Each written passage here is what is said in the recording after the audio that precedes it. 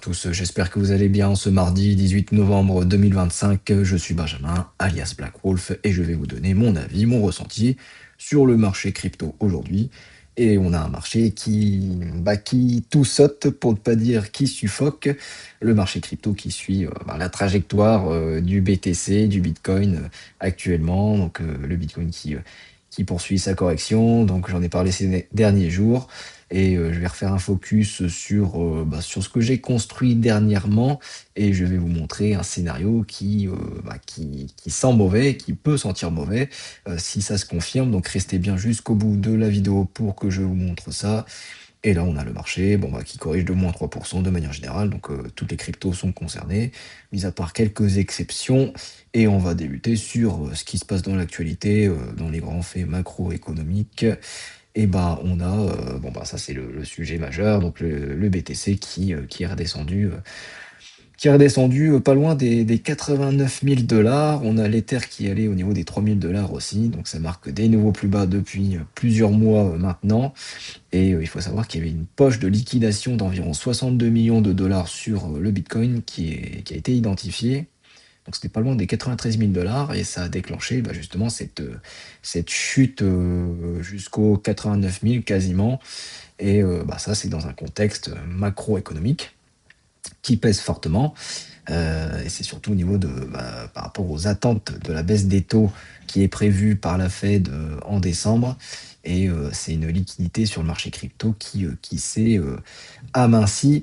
Et ça se traduit par Polymarket.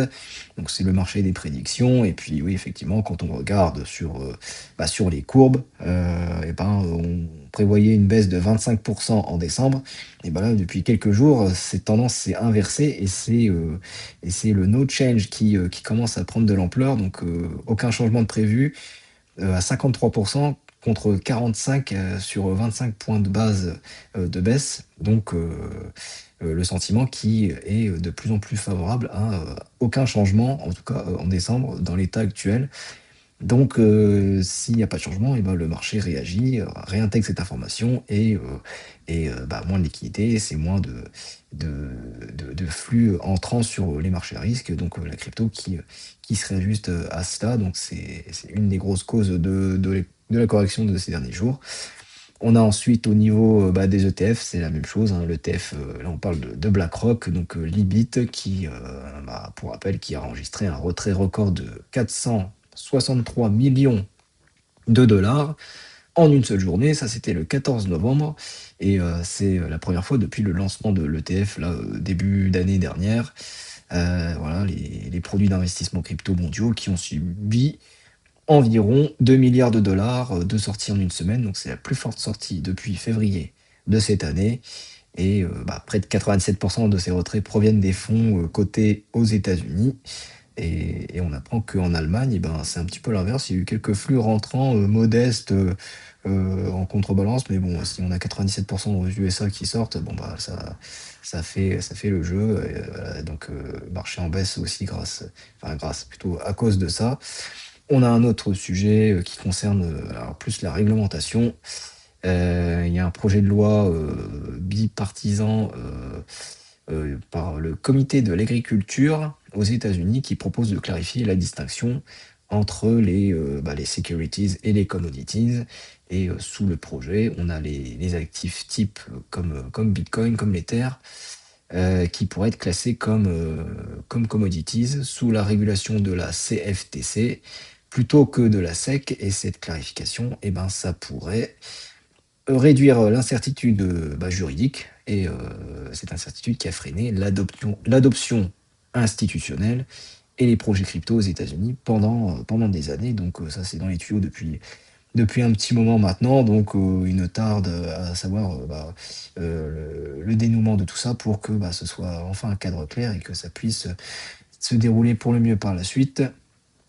On a ensuite un sujet qui concerne un altcoin, donc c'est AAVE qui lance, alors ça va être plus pour les particuliers, qui lance une application de saving, donc c'est une application pour l'épargne, pour les particuliers, qui va permettre des rendements entre 5 et 9%, c'est ça, annuels, avec des retraits instantanés et des garanties de dépôt jusqu'à 1 million de dollars. Donc je pense que pour monsieur tout le monde, ça va être largement suffisant.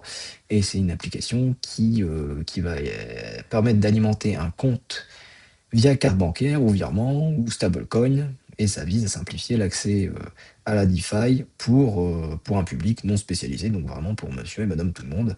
Et ça, c'est un positionnement qui est clairement concurrent aux banques traditionnelles et aux fintech de manière générale. Et c'est un souhait c'est un souhait d'AVE de combiner un attrait d'un rendement élevé et une simplification via une application mobile grand public.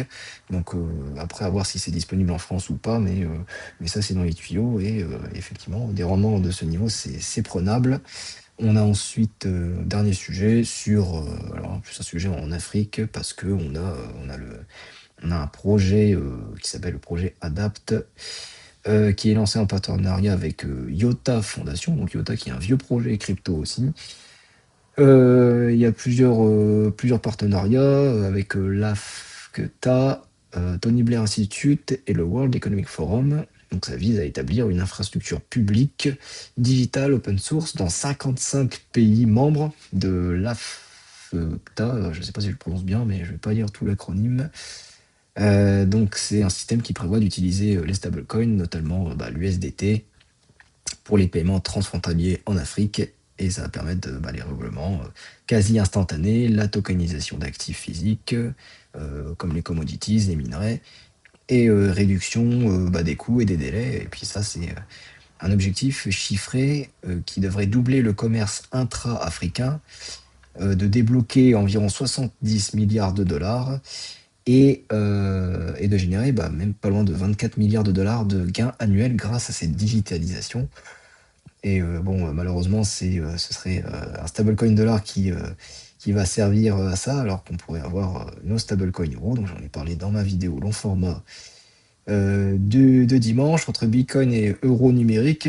Et puis là, on voit clairement un exemple que l'USDT, qui est un stablecoin américain, qui va rentrer en jeu et qui va être utile pour le commerce sur un continent entier. Donc voilà, ça c'est encore un point fort pour les États-Unis, pour le dollar, par la suite via la blockchain et via son stablecoin.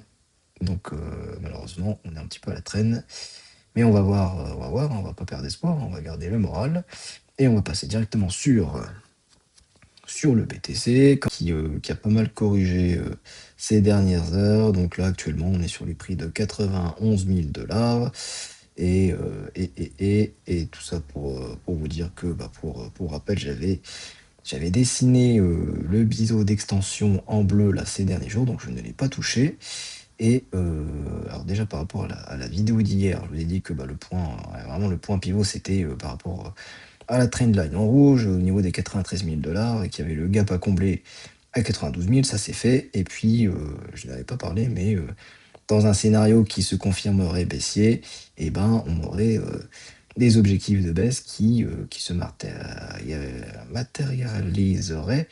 Je suis arrivé tout simplement par une exécution de la figure chartiste qu'on voit ici et que je vais dessiner à l'écran. Donc je vais mettre une couleur un petit peu différente, je vais mettre un peu plus d'épaisseur. Et puis si on confirme bien une baisse ces prochains jours et que je mets une sortie à peu près ici, je fais un petit peu au-dessus, on va remettre bien. Donc si on est à la sortie du biseau d'extension, on arriverait sur des objectifs à peu près dans les 74 000, 75 000 dollars. Donc ce qui est assez marrant, c'est que ça rejoint des valeurs que j'ai vues assez régulièrement dans d'autres annonces, les 75 voire les 74 000 dollars. Donc c'est tout simplement les anciens plus bas qu'on a vu en avril. C'est l'ancien support d'avril et puis même les anciens plus hauts qu'il y a eu en 2024. Donc voilà, c'est le support assez important. Et puis même quand on regarde encore plus loin dans le passé, c'était pas loin des ATH de 2021, mais on est un petit peu au-dessus. Je pense que déjà les 75 000, c'est déjà le premier gros objectif. Et après, est-ce qu'on va y aller tout de suite? C'est pas encore certain parce que tout n'est pas perdu. Comme je l'ai dit dans la vidéo d'hier, il faudrait déjà attendre la clôture de cette semaine pour voir que ce soit vraiment confirmé. Mais là, il y a peut-être peut-être un début de rebond qui se joue. Donc le gap des 92 000 a été comblé. Voilà, ceux qui achètent en DCA, c'était un bon point d'achat parce que,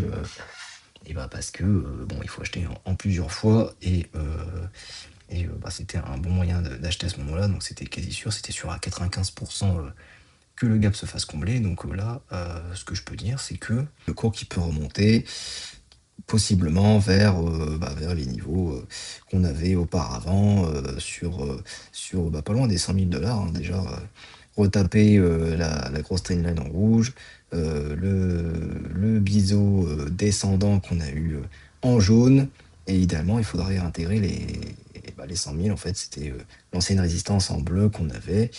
Donc à voir si on clôture dans ces niveaux-là, déjà au-dessus de la résistance rouge, cette semaine, ce serait plutôt, plutôt positif, voire même au niveau de la résistance en bleu, au-dessus des 100 000, ce serait réintégrer la tendance haussière, au moins la latéralisation, et puis on ne serait pas encore tout de suite dans une phase de bear market, mais le scénario qui pue, ce serait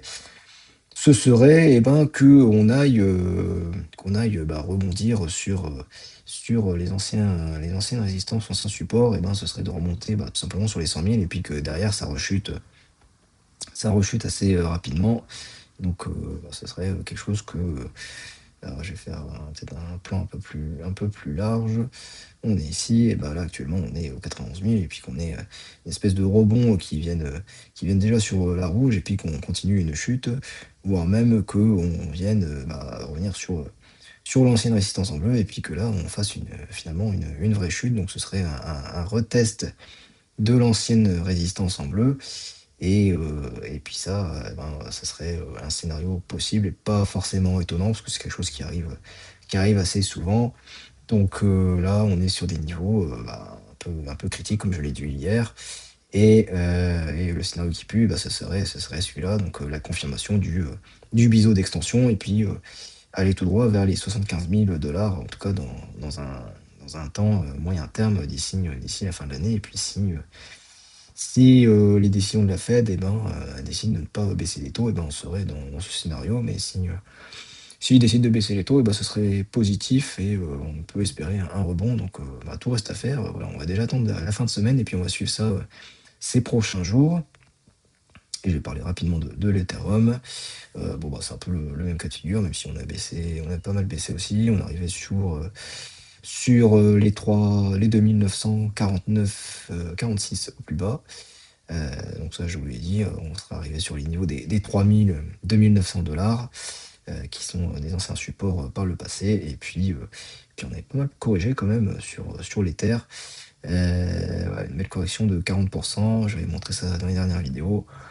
Donc là actuellement, pour ceux qui veulent se positionner, il faut attendre des confirmations haussières, parce que là, c'est une belle correction, c'est des meilleurs points d'achat, mais il faut attendre des petits signes de retournement pour se positionner. Et puis c'est toujours le BTC qui va donner le ton. Là pour l'instant, clairement, c'est toujours assez compliqué de se positionner, même s'il y a des institutions qui ont encore racheté pour leur trésorerie, mais là le marché il est plutôt pessimiste, en tout cas ces derniers temps. Donc voilà tout ce que je peux dire sur le scénario qui sent pas bon.